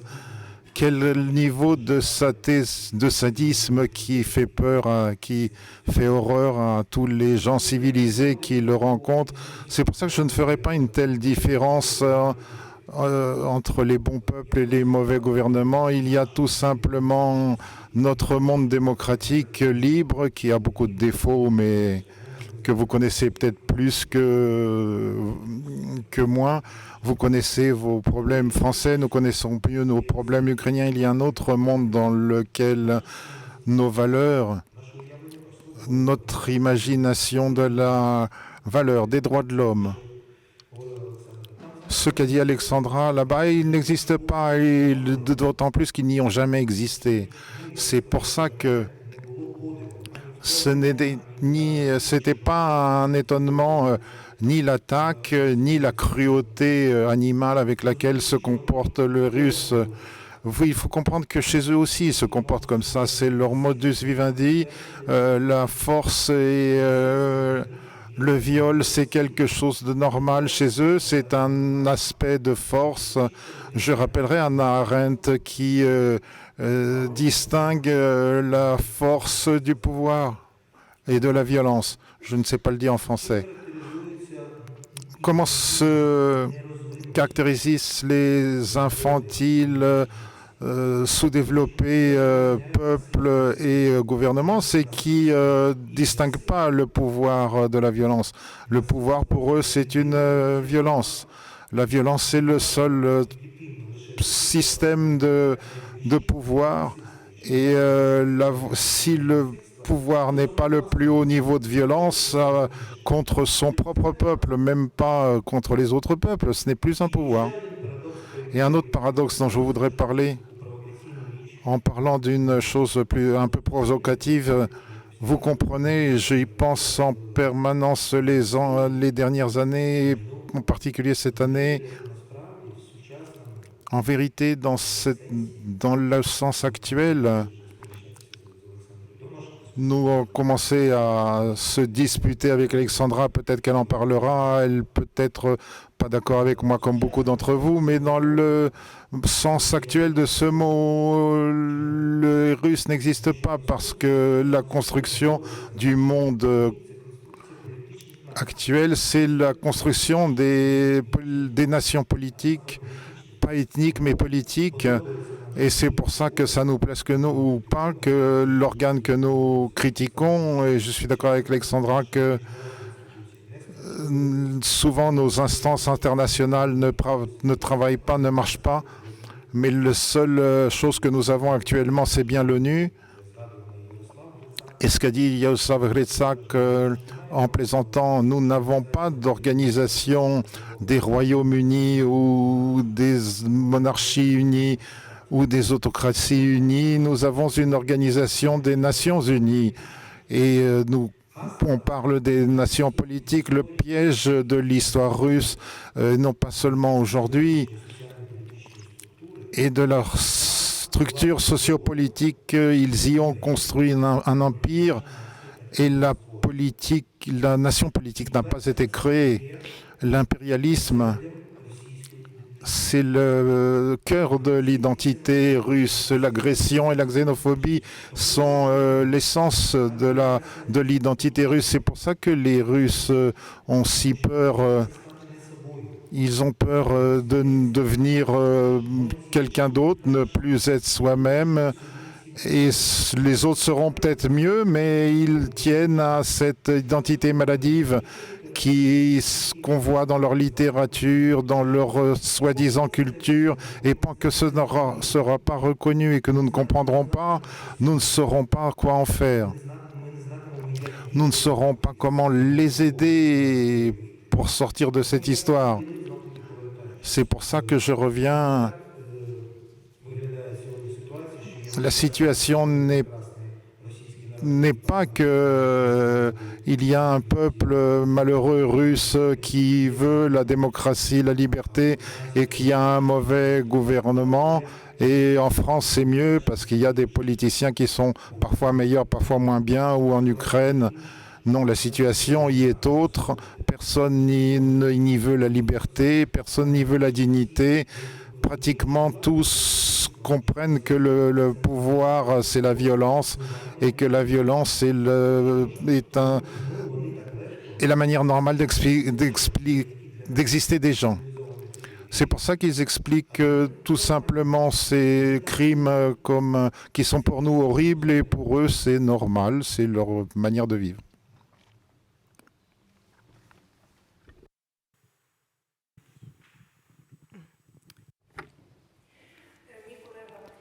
Mon collègue Vartang a parlé de la Russie et moi, je veux parler du monde démocratique. Parce que le problème, ce n'est pas que les régimes autoritaires diminuent l'ampleur de la liberté. Le problème, c'est que même dans les démocraties développées, les forces qui mettent en doute les principes de la Déclaration universelle des droits de l'homme commencent à se renforcer.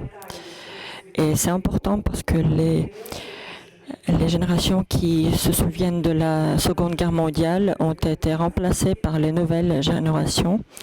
Et il y a des générations entières qui n'ont pas lutté pour la liberté et la démocratie, mais qui l'ont hérité des générations précédentes.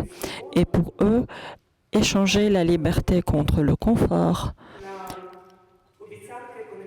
contre les promesses des biens économiques, contre l'illusion de la sécurité, et contre la grandeur ou contre autre chose,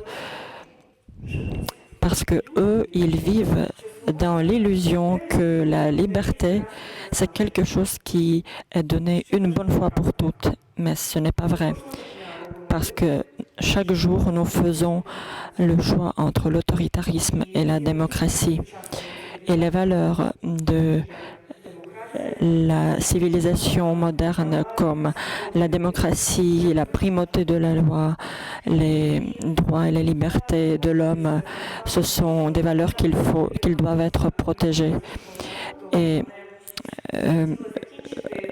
oui, Vartan a dit que ce n'est pas la guerre de Poutine, c'est la guerre du peuple russe. Mais je veux dire ça, que nous avons reçu le prix Nobel de la paix avec nos collègues russes avec qui on travaille depuis des années, nos collègues de Mémorial. Ce sont les gens qui, depuis toutes ces années, ont dit que ce que fait la Russie en Ukraine, c'est la guerre, qui disait que l'occupation de la Crimée, c'est un crime. Et ils ne faisaient que parler. Eux aussi, ils nous aidaient à lutter contre les crimes russes, à soigner les prisonniers politiques et à lutter pour qu'ils ne soient pas torturés. Ces gens du mémorial se sont retrouvés dans une situation difficile parce qu'ils ne sont pas que contre le régime politique, ils sont contre la plupart de la société russe. Et aujourd'hui, je les demande, je leur pose la question, comment je peux vous aider? Et à chaque fois, ils me disent la même chose. Si vous voulez nous aider, réussissez. Parce que votre réussite, la réussite de l'Ukraine, aura une importance énorme sur la propagation de la liberté dans toute la région et sur le futur de la Russie elle-même.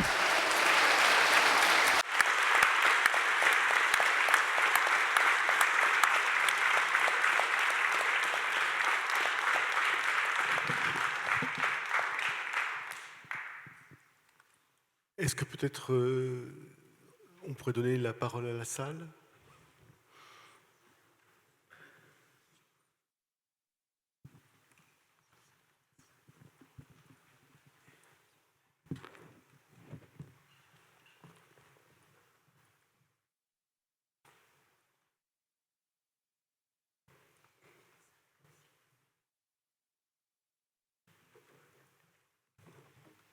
Доброго дня. Я теж розмовляю українською. Дуже дякую за ваш. Bonjour, je parle aussi ukrainien. Je vous remercie pour votre discours. Ce sont des pensées très importantes qu'on a pu entendre dans les murs de la Sorbonne et c'était important pour nous de les entendre. Et ma question, c'est quel est votre conseil pour les étudiants français et pour la société qui est aujourd'hui avec nous? Est-ce que l'éducation peut défendre le monde démocratique et la société démocratique dans le futur?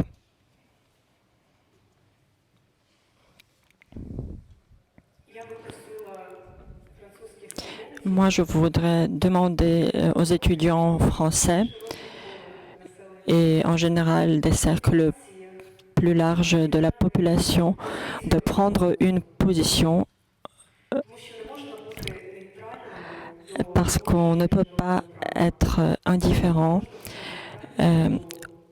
au fait du droit international qu'il est violé. Et nous avons besoin de votre soutien. Je comprends que souvent les gens se disent « je voudrais aider, mais je ne sais pas quoi faire, qu'est-ce que je peux faire en tant qu'une simple personne ?» La guerre, c'est quelque chose de grand, comment je peux l'arrêter? Mais la vérité, c'est que nos efforts, les efforts de chaque personne sont très importants.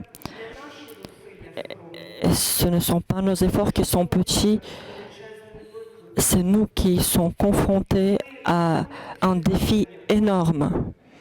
Et quand on se rend compte du fait que oui, je ne peux pas arrêter cette guerre, mais sans mes efforts, cette guerre ne sera pas arrêtée.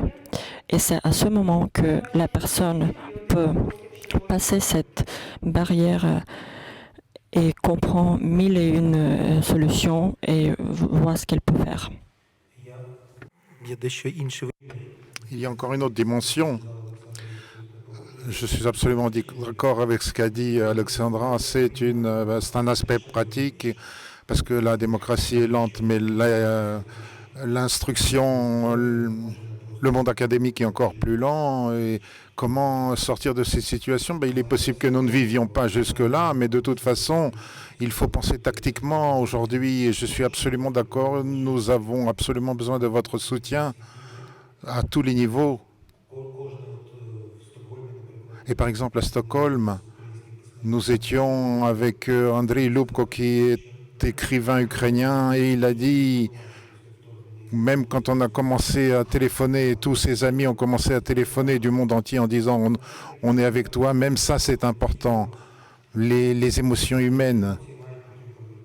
Mais ces émotions doivent se convertir en action ensuite.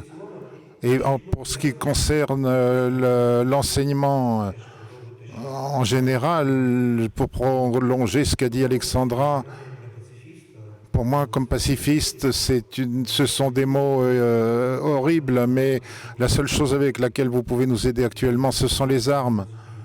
Parce que sinon, ils vont tous nous tuer.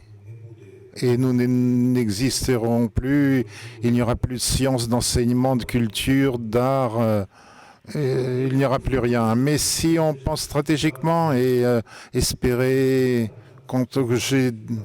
j'espère contre le désespoir, je dirais une chose controversée, D'une part, l'enseignement crée un espace de liberté parce que l'enseignement, c'est au sujet de l'homme, d'abord les sciences humaines, mais même les sciences naturelles nous aident à nous connaître, à créer pour que le monde soit transformé dans un monde où nous pouvons tous vivre avec les autres êtres vivants. Et ça concerne toujours la liberté, les droits de l'homme, la vie en général, la vie, la protection de la vie. Mais c'est un projet très long, reporté. Il y a un aspect dangereux dans ce projet comme un virus qui peut beaucoup détruire. Je rappelle la position d'un historien et philosophe américain, connaisseur en littérature, Walter Saïd. Dans toutes ses œuvres, il a beaucoup répété dans des modes divers quelque chose d'important et de provocatif. Une pensée désagréable mais vraie. Chez nous, par exemple, les gens de sciences humaines, les gens pour lesquels la culture est une sphère de réalisation, et nous avons tous une illusion que la politique, l'économie, etc. peuvent réunir les gens et peuvent les dissocier, les séparer. Mais par contre, la culture, la philosophie, la littérature, la musique, l'art, c'est quelque chose de positif, de constructif, ce qui unit les gens. Mais ce n'est pas vrai. Parce que souvent, la culture est un champ de bataille, un champ de combat. Et c'est pour ça que les régimes totalitaires et autoritaires utilisaient la culture comme arme. Je ne veux pas parler de cela longtemps. Si nous devons coopérer, on peut ouvrir une direction d'études postcoloniales. Je m'en occupe également et ça m'intéresse beaucoup.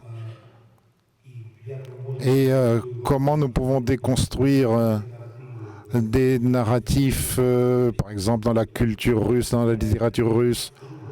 Mais je vais parler de ce qui se passe maintenant, aujourd'hui, directement là. Les artistes russes, sportifs,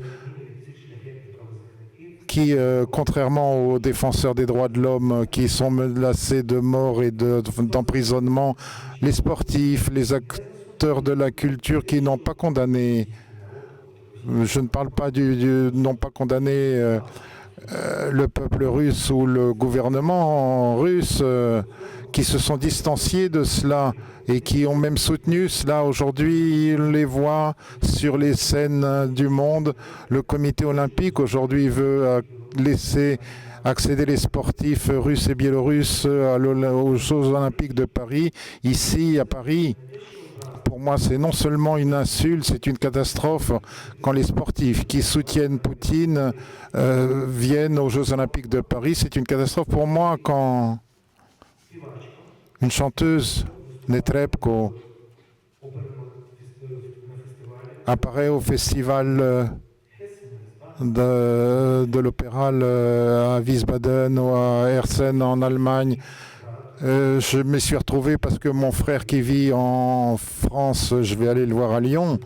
Il est producteur de notre dirigeant Diadjura, qu'on a invité avec le festival parce que Netrebko ouvre le festival et qui est russe mais vivant en Autriche, mais qui non seulement soutient Poutine, mais elle est allée à Pétersbourg après le début de la guerre en 2014 en habitant en Autriche. Elle a rassemblé un concert en ramassant de l'argent pour la LNR-DNR et s'est fait photographier avec le drapeau de la Novorussie. C'est cette idée de Russie sur le territoire de l'Ukraine.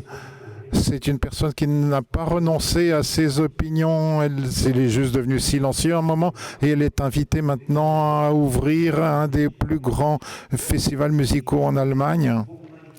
Et même, d'ailleurs, ce qui est intéressant, du côté des politiciens allemands,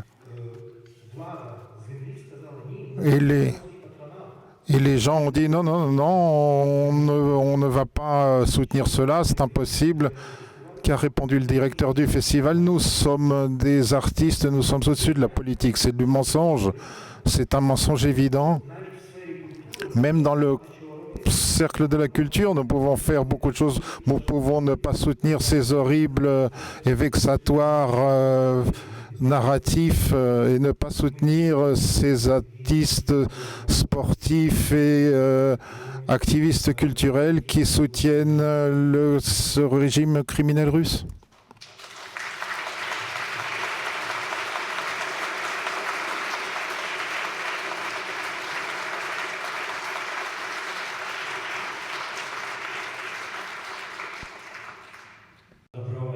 Bonsoir. Merci pour votre intervention. Je pense que c'est une intervention qui ouvre les yeux aux Français sur ce qui se passe réellement chez nous en Ukraine. En revenant à ce que vous avez dit pour la compréhension de l'Ukraine, de la Russie, pardon, et de sa culture comme une arme. Non, il n'y a rien de bon là-bas. J'amène l'exemple, il y a un système binaire, il y a 0 et 1. 1, c'est la vérité, 0, c'est le mensonge. Et les Ukrainiens qui sont dans cette salle, vous savez, nous savons tous que ce que vous dites, c'est la vérité, mais pour les Français, ça pourrait paraître comme trop radical. Et souvent, nous avons ce système que je dise pour dire que c'est pas 0 et 1, que c'est 0,5, comme ça c'est moins radical, c'est plus moyen et comme ça, mais je pense que 1 c'est la vérité. Et qu'est-ce que nous devons faire ici, les Ukrainiens en Europe, en France, pour ce que nous disons, cette vérité, que nous expliquons qu'elle ne sonne pas radicalement. C'est une question plus philosophique. C'est pour ça que c'est une question plus pour M. Kabouladzé. Et que faire pour que les gens comprennent que c'est la vérité et que ce n'est pas seulement un combat idéologique, c'est réellement ce qui se passe.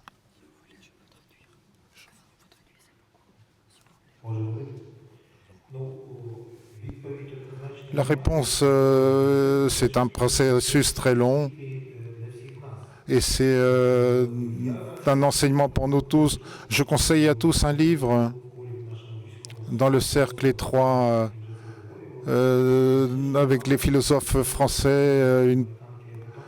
C'est Eva Thompson, américaine d'origine polonaise. Les troubadours de l'impérialisme, où elle montre comment les Russes xénophobes, les narratifs se forment dans la littérature et dans la poésie russe, en commençant par Pouchkine, à partir de Dostoïevski, Tolstoï jusqu'à la fin du XXe siècle. Elle se connaît très bien en histoire et elle connaît très bien l'histoire de la Pologne, de l'Ukraine, de la région. Elle connaît très bien la littérature russe et elle comprend bien en quoi ça peut être dangereux. Et c'est ainsi, la culture, oui, peut être dangereuse. Pour moi aussi, c'était quelque chose de très dramatique parce que c'est ma profession et on dirait que je peux m'occuper de choses dangereuses. Alors, en ce qui concerne l'histoire, en ce qui concerne la situation actuelle, vous avez dit 0,1, vérité, mensonge.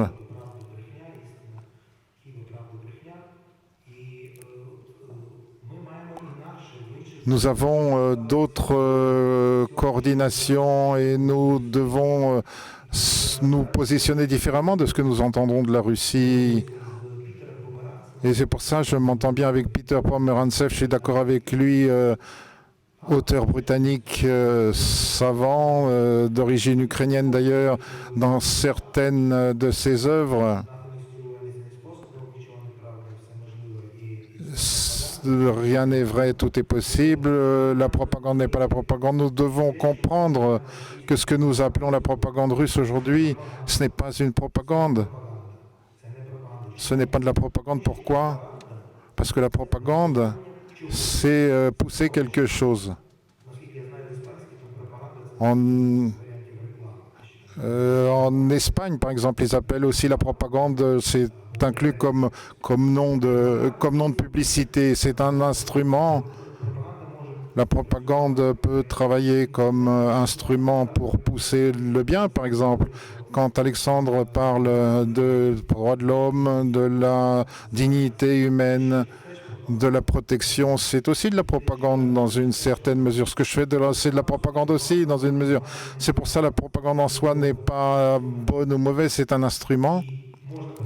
Et on peut s'occuper de propagande, de bonnes idées, de la dignité, des droits de l'homme, ou s'occuper de choses anti-humaines, fascisme, racisme, communisme. Ce que fait la Russie aujourd'hui, nous les savons tous dans tous les pays. Nous devons les construire dans tous les pays du monde. Ce que Peter appelle la guerre d'information et psychologique, de convaincre dans le monde que tout le monde ment, que rien n'est vrai. Oui, Poutine, il dit oui, je mens. J'ai menti aujourd'hui, demain je mentirai, mais Biden, Macron, la Grande-Bretagne, la Chine, tout le monde ment à tout le monde, c'est pour ça que tout est possible. Et c'est absolument horrible comme discours, mais on peut montrer également, à son tour, ça va vous étonner, comment ce discours est inclus dans la culture et la littérature classique russe, et Poutine est natif de cela.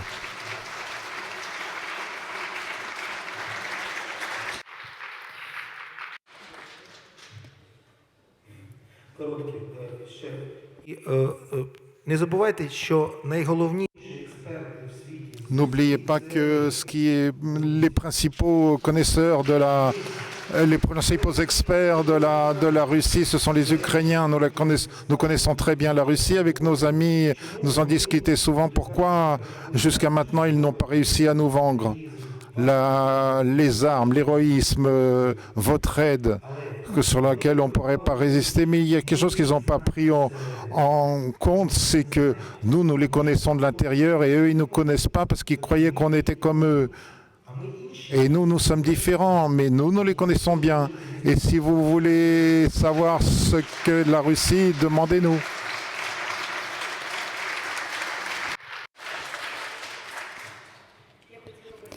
Je voudrais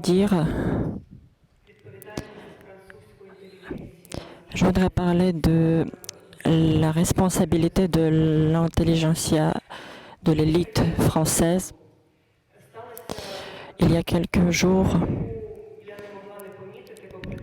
un événement que je n'ai pas pu ne pas remarquer a eu lieu. Dans un musée très connu, qui est Metropolitan Museum à New York, a renommé une peinture de Degas. Cette peinture s'appelait Les danseuses russes. Et sur cette peinture, on voit des jeunes femmes qui portent la couronne traditionnelle ukrainienne. Et tous les gens qui savent comment est le costume national ukrainien, les Ukrainiens, les Russes, ils peuvent identifier que ces danseuses ne peuvent pas être russes. Mais pendant des décennies, ça ne préoccupait personne. Et aujourd'hui, cette peinture a été renommée et aujourd'hui, elle ne s'appelle pas les danseuses ukrainiennes. Elle s'appelle les danseuses qui portent les vêtements ukrainiens. Peut-être ce sont des danseuses russes qui portent des vêtements ukrainiennes, je ne sais pas. Mais cette histoire, c'est l'histoire de la responsabilité que les pays de la démocratie développée doivent faire leur devoir et ils doivent arrêter de regarder l'Ukraine, la Biélorussie, la Géorgie à travers l'optique russe.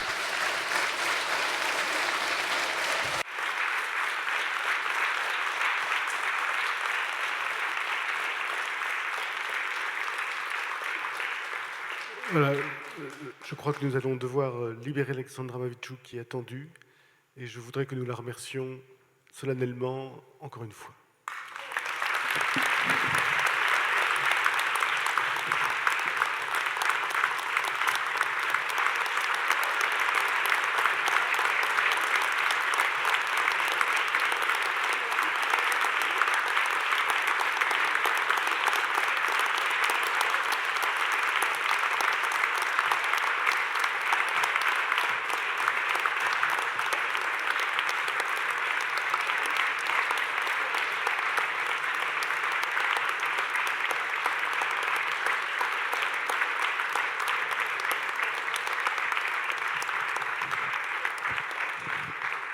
Voilà, on me demande aussi de bien penser à ramener vos micros et merci aux traducteurs.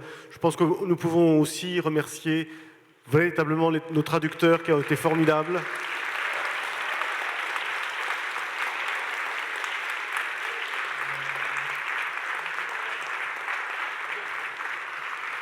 Et donc merci de penser à ramener vos micros à l'extérieur de la salle.